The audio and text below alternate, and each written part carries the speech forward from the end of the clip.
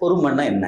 பொறுமைன்னா நம்ம ஒண்ணு விளங்கி வச்சிருக்கோம். யாராவது அடிச்சா வாங்கிக்கிறது, அல்ல அமைதியா இருக்கிறது, யாராவது திட்டினா ஏத்துக்கிறது, அதுக்கு பேரெல்லாம் பொறுமை இல்லை சார். பொறுமை அப்படின்னு சொன்னா, தேங்காய் மரத்தை நம்ம நட்டு வச்சோம் அப்படின்னு சொன்னா அது எப்ப காய் காய்க்கும்? வாழை மரத்தை நட்டு வச்சோம்னா அது எப்ப நமக்கு வாழைக்காயை தரும்? ஒண்ணுக்கு டியூரேஷன்ஸ் உண்டு.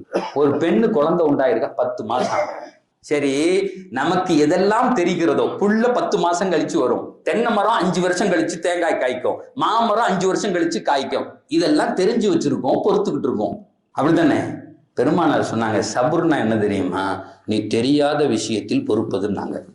இது 1 வருஷம் கழிச்சு வருங்க, 10 மாசம் கழிச்சு வரும்னு பொறுக்கிறல்ல, அதை கொண்டாடுறல்ல, அந்த அம்மாவுக்கு வலிக்கிறத நீ சிரிக்கிறல்ல. பெருமானார் சொன்னாங்க, சபுர் அப்படின்னா என்ன அர்த்தம் தெரியுமா? சிஸ்டத்தோடு பொருந்தி போவதுன்னாங்க. உனக்கு எதுக்கெல்லாம் டியூரேஷன் தெரியலையோ, காலம் வரலன்னு சந்தோஷமா இருக்கணும். என் நல்லா நிகழ்த்தி காமிப்பான், அதுக்கு பேர் தான் சபுர்.